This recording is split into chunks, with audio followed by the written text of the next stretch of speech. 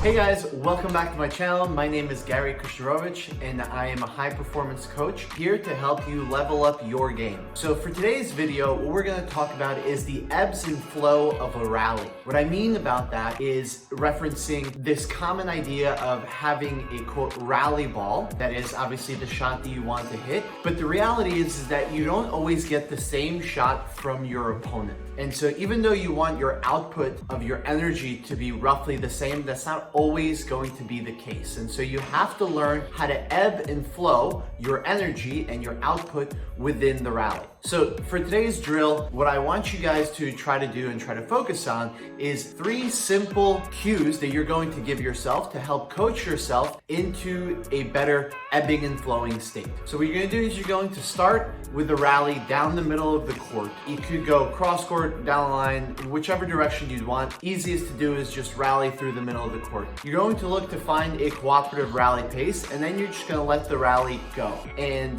you're not going to force your partner or your practice partner or your coach to hit at a certain speed or anything. They're just going to hit and randomly inject speed and pace whenever they want to. They might change rhythm and take time away from you, changing the tempo of the rally. They might add some pace. And what you're going to do as the player is you're going to tell yourself one of 3 things. First thing is going to be to either stay or be neutral. And what that means is you're going to match the pace that comes to you. The next thing that you're going to do is if the ball comes in really fast, you're going to tell yourself absorb, meaning you're actually going to soften up your hand. Maybe you need to stiffen it out and block it, or maybe you need to work on softening the pace and controlling it so that you're absorbing some of that pace. Ideally, in that situation, what you want to do is really get down nice and low. Maybe you get into even a forward lunge so that your weight's going into the court, but you're holding your position and you're absorbing the pace so that you're not adding anything to the ball. You're actually trying to use the pace that's coming to you and redirect it back. And then the next thing that you're going to do, if the ball comes in slower and a bit softer, you're going to say swing out or aggressive, or a simple cue is going to be hit, right? So the 3 cues that you may want to use for yourself to determine these 3 are going to be hit if the ball is slow, absorb if the ball is fast, and stay if the ball is neutral. And so you're kind of matching the pace there. And this is a really, really important element for you guys to train at all levels of the game, because in order to successfully have a rally where you are going from defense to offense or offense to defense and fighting and jockeying for control of the rally, you're going to have to learn how to ebb and flow within that rally. The same thing will apply as you get better with this with returning serve or serve +1s, is sometimes you don't have to, or you don't have the opportunity to always play aggressive and always play your quote rally ball. Sometimes you do have to take a little bit off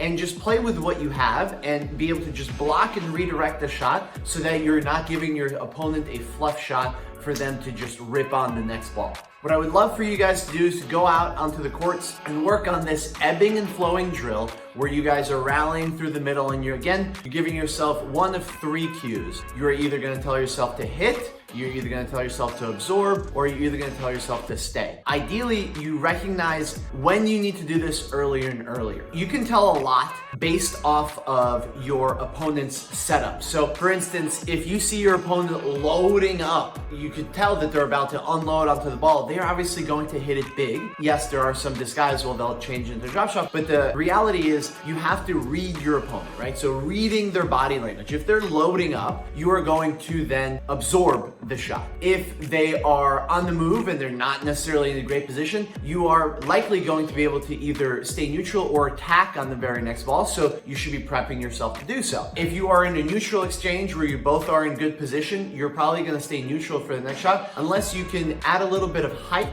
so that you can push them back, or play with a little bit of depth so that you get a slightly shorter ball to hit on the next ball. And so the ebbing and flowing piece starts with you recognizing what you're doing against each shot, and then the next level piece is going to be the anticipation. So the anticipation starts with you being able to read your opponent's entire stroke. And the entire stroke means their movement to the ball, how they're swinging at the ball their racket prep to the ball, and then their recovery back. What I mean by this is if you're playing and you're rallying in the point and you see your opponent sprinting with their arm ahead of them in a continental grip, they are probably going to slice or lob that ball. So you can look to creep into the court maybe and look to be a little bit more assertive on the next ball. If you hit a short ball and you see your opponent load up as they move into position and they get there and they plant, you are going to obviously be in a more defensive position on the next shot because they're probably gonna unload. So reading your opponent, the anticipation piece ties into the ebbing and flowing. But for now, what I really want you guys to do is focus on what you're doing and focus on how you're dealing with the ball that's coming to you. I hope you guys got a lot out of this video. Make sure you like the video and don't forget to subscribe to the channel, and tune in next week when I'm gonna give you guys another video, another couple of simple tools and drills to help you level up your game.